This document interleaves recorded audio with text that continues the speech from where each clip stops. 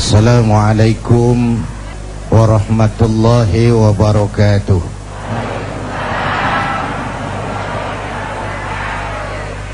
Para ulama yang saya muliakan, Pak Master dari PBNU yang saya hormati, bapak-bapak, ibu-ibu, segenap pemirsa TV One di seluruh tanah air yang saya cintai. Mari, ini kan menjelang bulan Maulid. Buat kita, idola kita tidak lain baginda Rasul. Ya Bu ya? Apa? Baginda Rasul. Kenapa baginda Rasul kok dijadikan model oleh Allah tuh kenapa? Ada dua hal. Pertama, karena beliau manusia seperti kita nih, utuh manusia. Ini menyangkut predisposition. Kalau ayam disuruh nyontoh kucing, yang nyuruh nyontoh nggak punya pikiran, Bang. Predispositionnya nggak sama. Ayam kok suruh nyontoh kucing? Ayam ya nyontohnya ayam. Manusia nyontohnya manusia. Kalau manusia disuruh nyontoh malaikat, sulit dong.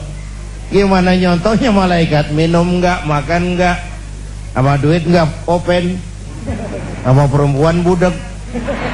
Susah kan nyontohnya? Malaikat itu makhluk yang secara instinktif diciptakan untuk kalau manusia disuruh nyontoh manusia, itu perintah masuk akal. Rasulullah manusia utuh seperti kita. Kalau manusia diminta mencontoh manusia, itu perintah masuk akal. Cuma walaupun manusia, beliau itu basyarun la kal basyari. Manusia memang, tapi nggak seperti manusia pada umumnya. Di situ letak uswahnya. Contoh, kita ini manusia, kita tidur. Rasulullah manusia, beliau juga tidur. Tidurnya Rasul tidur mata doang.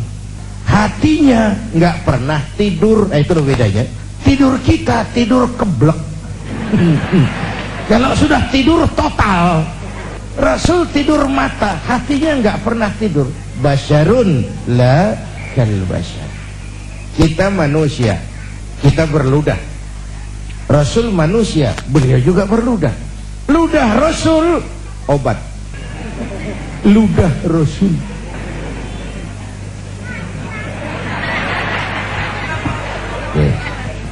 Di Goa Thur, Sayyidina Abu Bakar turun duluan bersihin goa.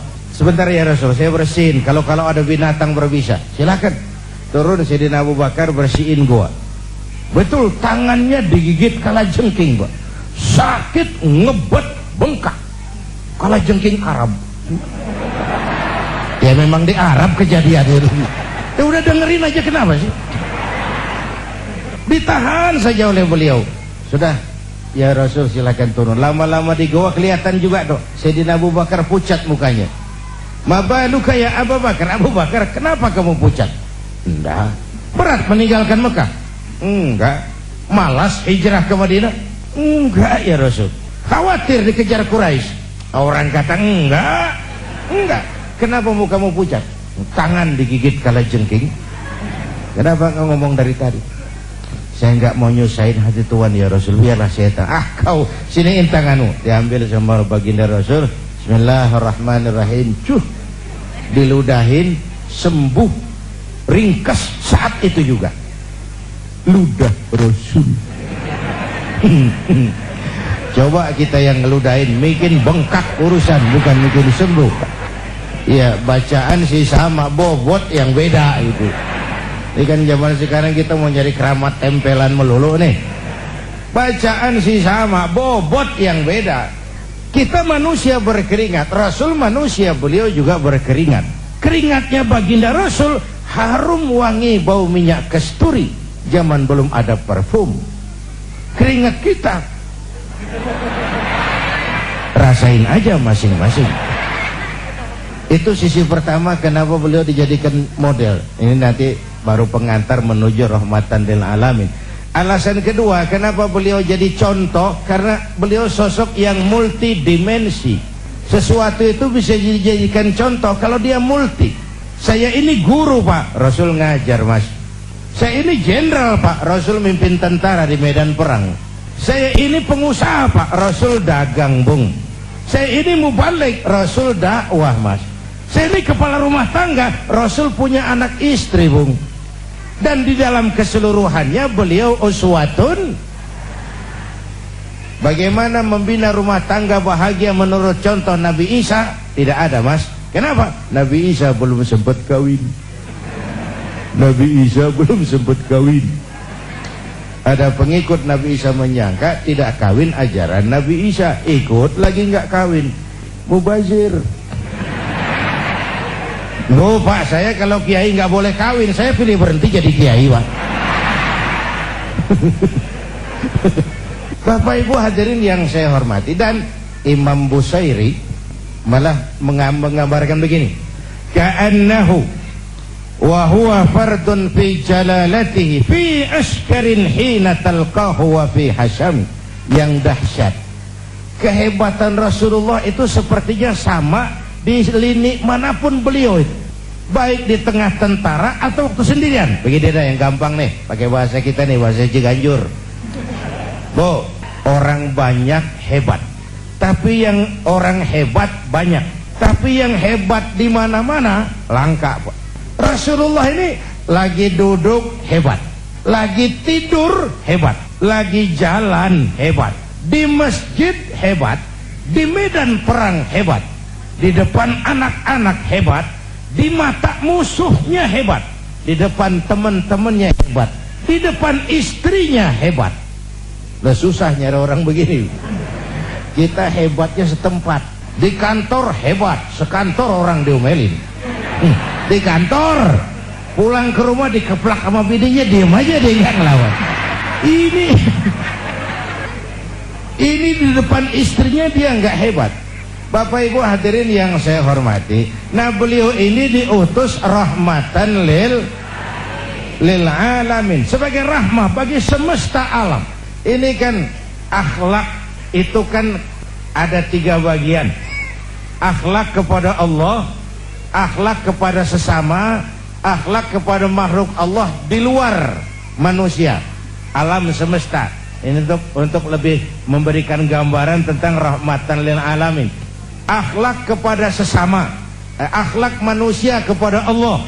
Ini yang pertama, tugas Nabi. Bu, memperbaiki akhlak kepada Allah. Sebelum beliau datang, manusia nggak punya akhlak kepada Allah. Pohon disembah, gunung disembah, ya Bu ya. Bu, sekarang juga nih zaman kita akhlak kepada Allah sering lentur dan luntur, lentur dan luntur. Akhlak kepada Allah mulai goyah. Apalagi sekarang nih istilahnya abad entertain. Kiai sama dukun tipis bedanya sekarang. Bener-bener. Bu, akhlak kepada Allah mulai bergeser. Ketika miskin kita hamba Allah, setelah kaya kita pindah jadi hamba harta. Ya Bu ya. Hamba Allah itu kalau keluar dari pengakuan Allah itu mahal. Tapi kalau keluar dari mulut kita itu murah. Kenapa murah? Ngaku. Orang ngaku boleh-boleh saja toh. Saya hamba Allah. Kata siapa? Kata saya. Apa Allah mengakui saya sebagai hambanya? Itu yang saya belum tahu. Bu, Ibu kenal sama Presiden SBY? Presiden SBY kenal sama Ibu? Ngaku loh. Ngaku. Orang ngaku sih boleh-boleh saja. Cuma diakui apa tidak itu soal lain. Bapak, Ibu, dan segenap pemirsa TV One di seluruh tanah air, mohon maaf Pak Wali Kota Depok, agak kehalingan tadi, jadi nggak kelihatan. Bapak Ibu hadirin yang saya hormati, saya bersyukur lahir di Indonesia. Saya bangga jadi anak Indonesia, menuju Islam rahmatan lil alamin, dengan tetap menjaga keindonesiaan kita. Bukan karena saya ditatar untuk itu, bukan. Pertama karena perjalanan dakwah saya ke seluruh pelosok Nusantara, saya saksikan wajah Indonesia dari desa ke desa. Yang kedua, Allah kasih kesempatan saya melihat berbagai negeri lain di dunia ini. Makin banyak negeri saya lihat, saya kok makin bersyukur lahir di Indonesia, jadi anak Indonesia. Bu,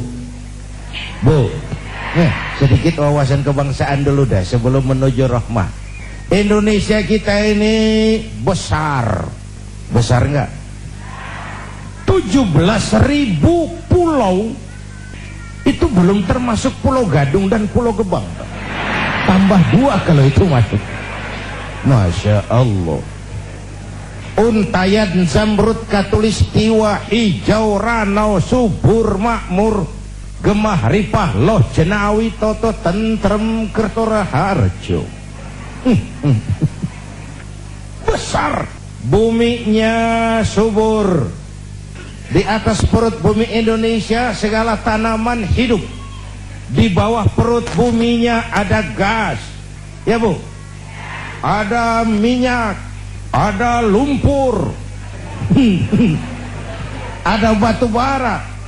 Lautnya kaya, hutannya kaya. Bu, ini titipan Allah kepada kita, orang Indonesia, rakyat Indonesia. Kekayaan negeri ini dikuasai oleh negara, itu sudah betul.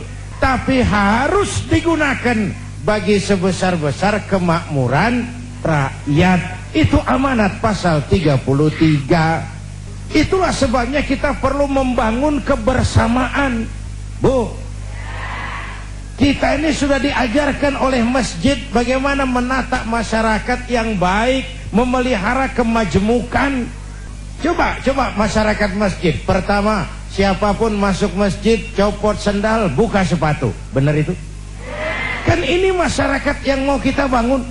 Jangan ada warga negara kelas 1 di republik ini. Lurah masuk masjid buka sepatu rah. Camat masuk masjid buka sepatu.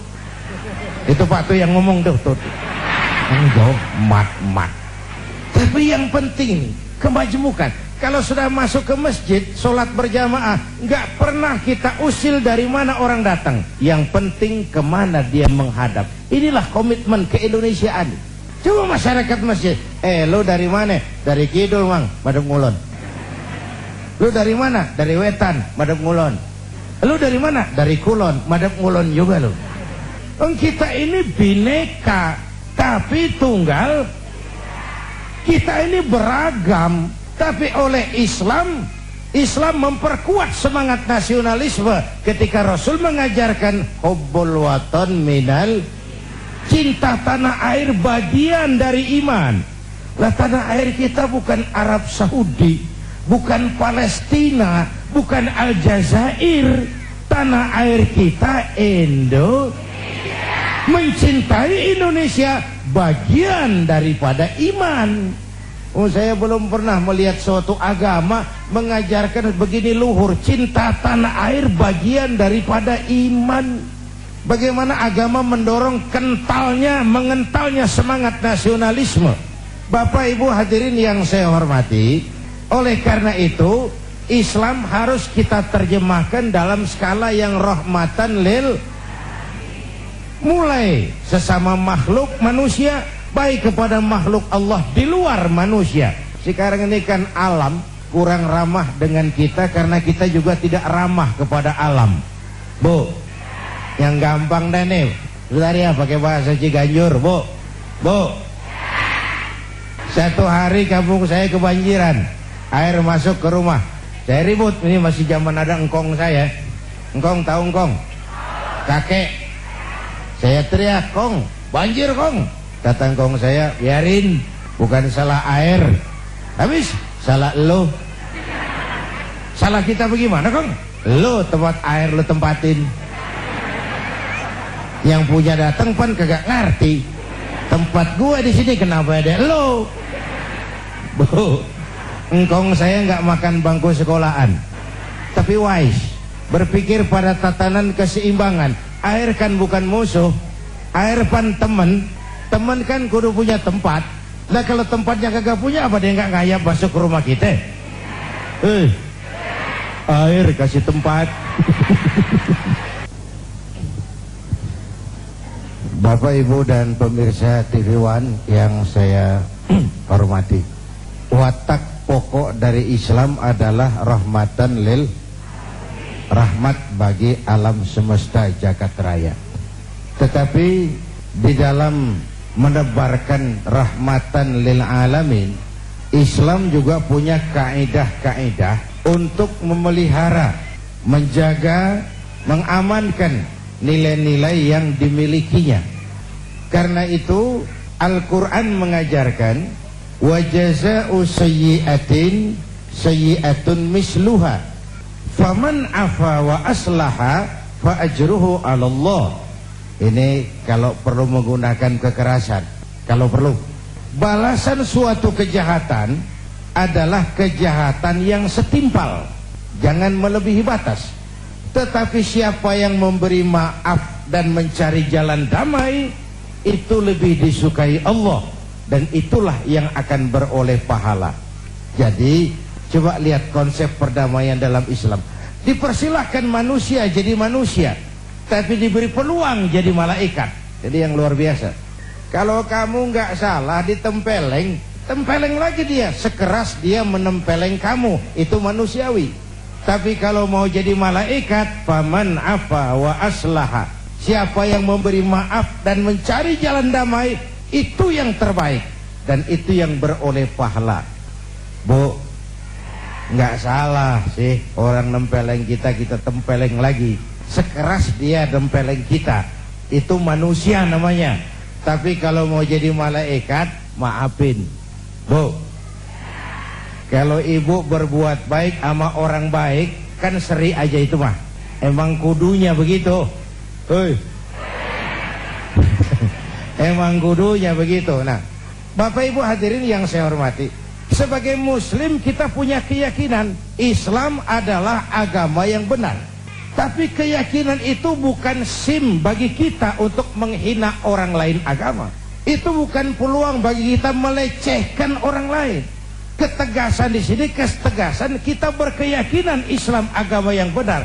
Tidak serta-merta lalu kita melecehkan yang lain, menganggap yang lain tidak benar, mencaci maki dan menghujat yang lain. Karena kita sendiri pun kalau agama kita dihujat orang, jengkel nggak? Jengkel nggak? Sama dong. Ya, yang kita nggak suka terjadi pada diri kita, orang lain gitu juga. Makanya jangan merasa pinter, tapi harus pinter merasa.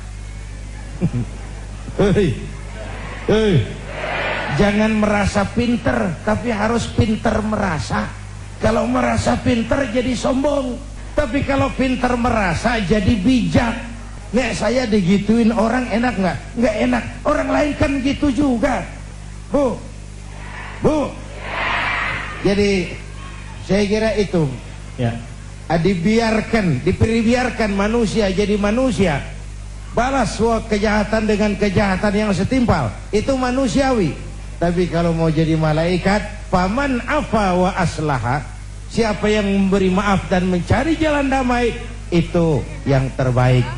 Dengan kata lain, musuh sih jangan dicari, tapi kalau ketemu sih jangan lari. Ya. Baik. Bapak Ibu pemirsa TV One, menarik sekali.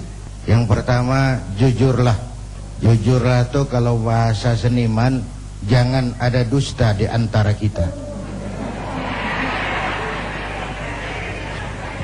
Selama ini urusan jadi bebelit ini karena kita pandai bermain minyak di atas air, menggunting dalam lipatan, manis kalau berhadapan, balik belakang lain bicara. Mulutnya cerita tentang jihad terhadap korupsi, tapi di belakang melindungi koruptor. Itu kan ada dusta di antara kita. Sederhana pesan Gus Dur, jujur. Dan kejujuran itu dimulai dari diri sendiri. Rasul mengajarkan ana awwal wajibin ala ma amartukum bih. Apapun yang aku perintahkan kepadamu, aku pelaksana pertamanya. Maka perintahnya berwibawa, ajarannya diikuti orang karena beliau menggunakan prinsip ini. Lidahnya adalah hatinya, ucapannya adalah perbuatannya. Orang ikut tidak ragu-ragu. Tidak ada yang disembunyikan oleh baginda Rasul. Beliau bukan tokoh yang piawai membangun pencitraan, tidak. Beliau tokoh yang jujurlah apa adanya. Itu yang saya katakan tadi, desakralisasi lembaga kepresidenan. Presiden bisa dijangkau siapa saja. desakralisasi istana negara. Istana bisa dimasuki oleh rakyat yang bagaimanapun saja. Ya Bu? Bu? Jujurlah. Satu. Yang kedua, adil. Bersikap adil, terutama kepada diri sendiri. Bapak Ibu hadirin yang saya hormati, rakyat merasa selama ini keadilan tuh mahal. Bahkan keadilan sering seperti pisau, tajam ke bawah, tumpul ke atas. Asal kita nih yang kecil-kecil salah, hukum cepat benar prosesnya. Begitu yang gede salah, orang pada diem belaga bego. Itu yang bikin kita capek. Yang nyolong semangka, buah randu, apa lagi? Ya lo hitungin aja dah. Itu sebuah potret betapa keadilan itu masih mahal di negeri ini. Bapak Ibu hadirin yang saya hormati, yang ketiga tadi, taat hukum. Jangan menegakkan hukum dengan cara yang melanggar hukum. Jangan menegakkan demokrasi dengan cara-cara yang bertentangan dengan kaedah-kaedah demokrasi. Lil wasail hukmul maqasid. Nggak boleh nyolong sarung walaupun niatnya buat sholat. Apa karena diniatkan buat sholat curi sarung lalu jadi halal? Ya tidak, walaupun sholatnya sah tapi curinya tetap dosa. Sah karena fikih tidak pernah mempersoalkan sarungnya dari mana. Lil wasail hukmul maqasid. Tujuan dan cara hukumnya sama. Tujuan yang baik harus dicapai dengan cara yang baik. Ya kita berharap mudah-mudahan 100 hari ini kan masa pemerintah kan sudah banyak yang bisa dikerjakan ya Bu ya. Kita rakyat tahu kan, mobil menteri udah bagus, alhamdulillah. Perumahan DPR renovasi 300 miliar, alhamdulillah. Akan segera dibeli pesawat kepresidenan, persekotnya 200 miliar, alhamdulillah. Itu kan tanda kemakmuran. Soal buat siapa, wallahu a'lam.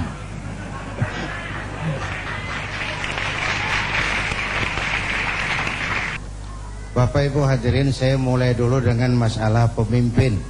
Buat kita yang suka ngaji, fikih udah ngajarin sebenarnya ya. Kalau cari imam tuh syarat pertamanya a'lamuhum. Orang yang paling alim di kampungmu siapa? Pilih jadi imam.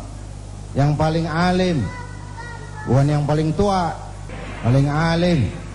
Artinya apa dalam konteks berbangsa? Yang paling tahu urusan, lalu bisa cari jalan keluarnya. Kalau ada dua orang alimnya sama, yang mana yang dipilih? Afsahuhum, yang lebih fasih lidahnya. Yang satu alim pelok, yang satu alim nggak pelo. Yang nggak pelo jadi imam. Sebab nggak sah orang fasih bermakmum kepada imam pelo. Pak, ini imam pelo, makmum pelo semua. Sah, namanya kampung pelo, biarin, nggak apa-apa. Yang fasih itu dalam konteks berbangsa itu apa? Yang nyambung sama rakyatnya. Enak kalau punya imam nyambung sama makmum, ngikutnya ikhlas gitu. Rukuknya enak, sujudnya enak. Kenapa? Imam tahu benar keadaan makmum. Fasih itu nyambung, Bu. Makanya Rasul ajarkan, idza amma ahadukumun nas falyukhaffif. Kalau kamu jadi imam, ringankan sholatmu. Jangan terlalu panjang kalau jadi imam. Kenapa? Makmum nggak sama kekuatannya. Ini makmum nggak sama kekuatannya. Ada makmum yang tua rentak, diri aja udah gemeter. Ada makmum yang punya darah tinggi, kalau sujud kelamaan palanya sakit. Ada makmum yang udah janji habis sholat mau terima duit. Bayangin kalau imam kelamaan. Ini nggak fasih, nggak bisa tahu keadaan makmumnya. Bu, tahu persis keadaan rakyatnya. Jangan udah sholat isya berjamaah, rakaat pertama selesai Fatihah, Yasin. Ini imam nggak aspiratif ini. Makmum ikut sih ikut tapi ngancem. Paling sekali ini gua sholat di sini. Besok nggak bakalan balik lagi. Tuh imam kayak begitu sekali doang dipilih. Bu, kalau fasihnya sama, yang mana yang diangkat, yang dipilih? Aktaruhum sinnan, senioritas. Kalau lahirnya bareng, awaluhum hijratan. Ini dalam konteks yang lebih nasionalis, yang lebih Indonesia. Awaluhum hijratan, yang lebih dulu tinggal di situ. Ini kan dalam konteks pemahaman yang lebih berjiwa nasionalis, yang zahir batinnya Indonesia, bukan cuma orang Indonesia tapi ngagumi negeri lain. Awaluhum hijratan, yang lebih nasionalis. Loh, kalau bahasa saya kan sederhana, jangankan yang makro, yang mikro aja. Kita mau bersaing dagang sama Cina, urusan kecil-kecilan aja kita udah kalah kok. Makanan ringan tuh, pizza, hamburger, McDonald, Kentucky, udah nyampe ke latar rumah kita. Ya, ongol-ongol.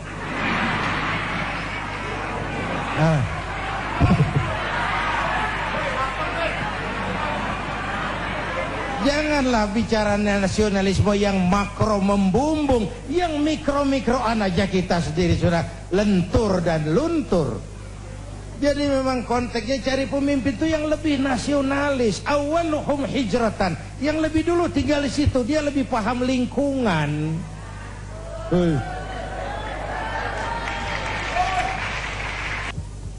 Bapak, Ibu, dan pemirsa TV One di seluruh tanah air yang saya cintai, dari perbincangan kita hari ini, pertama, bahwa kita mempunyai misi yang penting dalam hidup ini untuk mewujudkan Islam dalam wajah yang rahmatan lil alamin, sesuai dengan bidang dan kemampuan kita masing-masing. Sesuai dengan bidang dan kemampuan kita masing-masing. Oleh karena itu, mari kita mulai dari diri kita sendiri, mengembangkan akhlak yang baik, akhlak kepada Allah,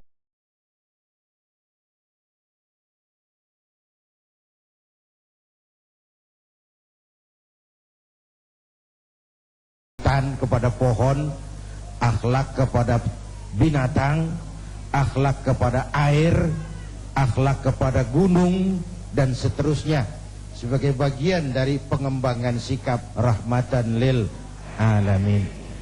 Akhirnya kita mohon pertolongan Allah, mudah-mudahan bangsa ini diberi jalan keluar dari berbagai kesulitan, diberikan pemimpin yang adil, yang taat kepada Allah dan Rasulnya, dan sayang kepada kita semua.